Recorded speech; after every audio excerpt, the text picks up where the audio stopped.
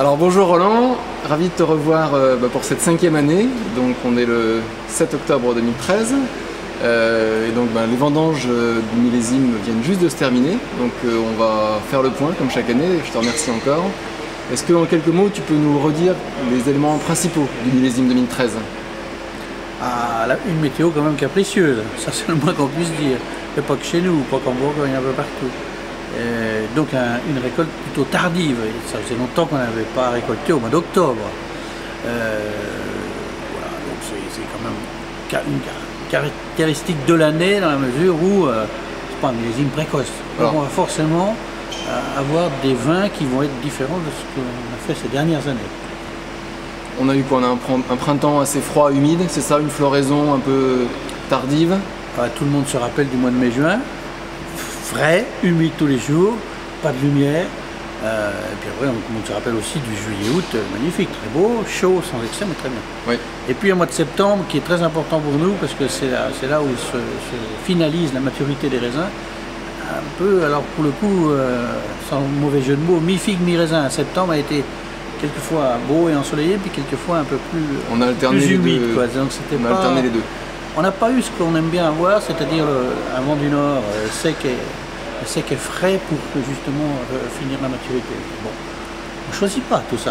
Hein? On ne choisit pas. Est-ce que, donc, je rappelle qu'il y a 22 vignerons qui sont salariés des hospices, qui s'occupent chacun d'une parcelle, sur une appellation, sur Pommard, sur Beaune, sur les différentes appellations.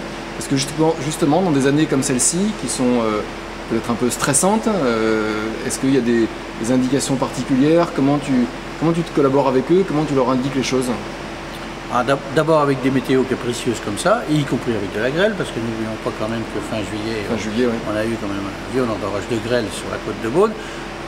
Avec une météo comme ça, il faut gérer au coup par coup du nord au sud de nos différents terroirs. Et voilà, on ne gère pas effectivement les appellations autour de Beaune comme la Côte de Nuit ou comme le Mâconnais, parce que les conditions ont été complètement différentes.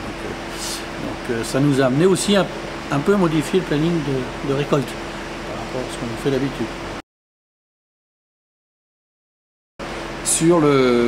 Sur les raisins, alors on a parlé de cet épisode de grêle fin juillet qui a été assez important. Est-ce que tu peux nous en dire quelques mots? Comment ça se passe? C'est quoi les conséquences d'un orage de grêle sur une vigne? Alors tout dépend déjà à quel stade végétatif ça arrive.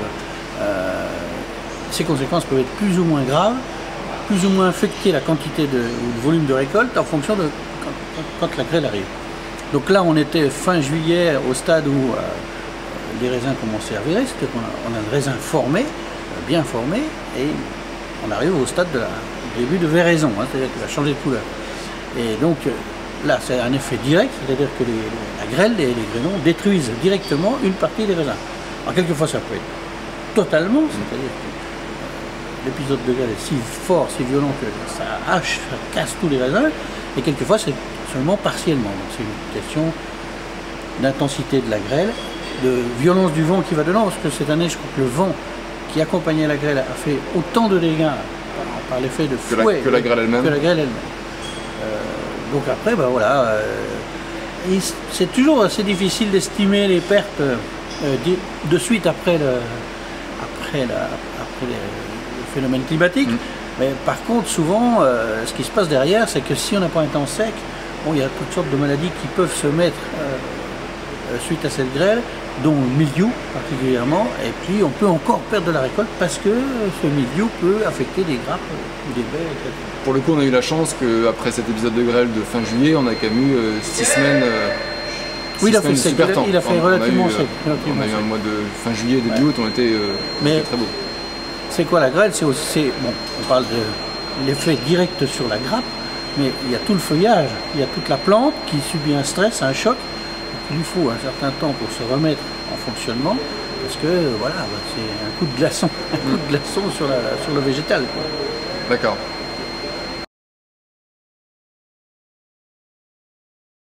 Les vendanges ont démarré quand aux hospices?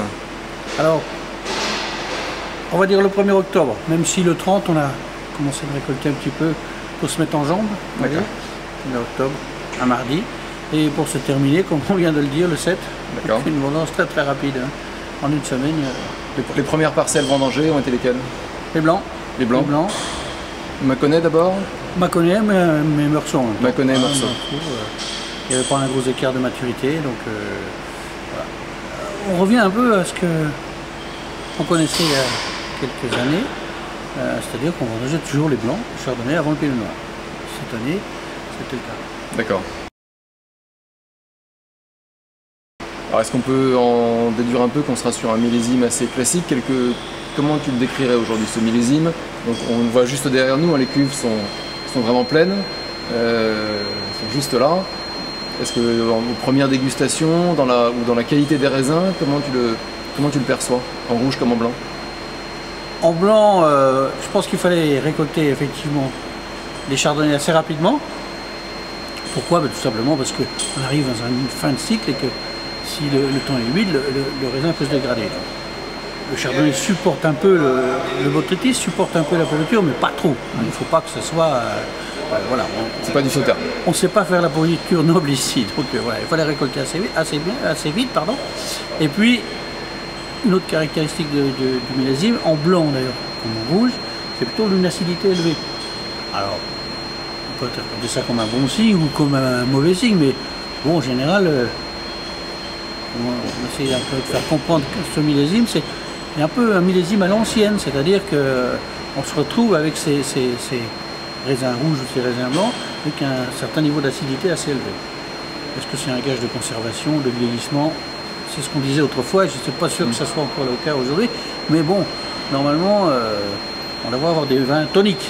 Les blancs devraient être toniques, ils ne vont pas être sur-chaptalisés ou pas chaptalisés, comment on dit ça, ils ne vont pas être surmûris, quoi. On va pas avoir des arômes de raisin trop mûrs, mais on va plutôt avoir de la fraîcheur, puis des vins blancs qui devraient être assez toniques. Le côté un peu agrume, c'est ça typique ce côté chardonnay un peu agrume, c'est ce que tu veux dire? Peut-être, plutôt agrume, oui, mais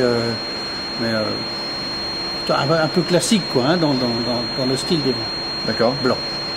Et pour les rouges, c'est comme là, par contre, un peu tôt pour donner un avis définitif, sachant que les vins ne sont pas encore sortis des cuves. Donc, le caractère principal des vins rouges, c'est quand même, en dehors du degré alcoolique et puis de l'acidité, c'est le tanin. Et pour l'instant, on ne peut pas dire, au niveau tanin, si on va avoir une jolie structure tannique avec de la longueur, c'est un peu tôt. C'est encore un peu tôt. Voilà. Bon, enfin, on fera une deuxième vidéo pour ça. Ouais, une deuxième vidéo, mais bon, pour l'instant, les dégustations sur cuve, hein, en cours de fermentation, c'est pas mal. D'accord.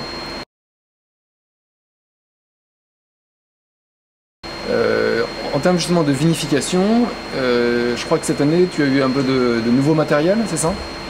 Oui, pas un peu, on a eu beaucoup de nouveaux matériels. Bon, le bâtiment avait 20 ans, l'installation, l'équipement commençait un petit peu à vieillir, donc on a renouvelé pas mal de matériel, notamment les égrappoirs, qui nous permettent maintenant de faire un tri beaucoup plus sélectif.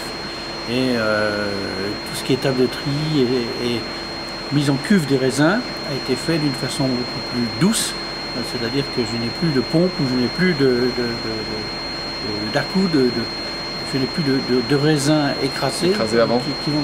Donc on essaye de vinifier tous les rouges, non pas en vendange entière parce que cette année les rafles n'étaient pas de qualité suffisante pour faire de la vendange entière, mais quasiment avec des baies entières. Donc je disais tout à l'heure que ça se dégustait pas mal en cours de fermentation. Je pense qu'on va avoir tout ce côté aromatique supporté par une belle acidité. On devrait avoir un peu de fraîcheur aussi, un peu d'élégance. Donc ce matériel il tombe à point nommé quelque part. Enfin, là, cette année il est bien arrivé. Il était bien utile. Ouais. Donc là les vins vont être après donc ils sont encore en cuve hein, pour les rouges, vont être ensuite descendus dans la cave. Oui. Et puis ensuite l'élevage va commencer et après la vente. Oui, ben là par contre un grand mystère comment vont se déguster les vins d'ici à un mois quasiment. Oui. Parce qu'il y a un très court laps de temps entre le moment où le vin fini va descendre dans les tonneaux et les premières dégustations juste avant.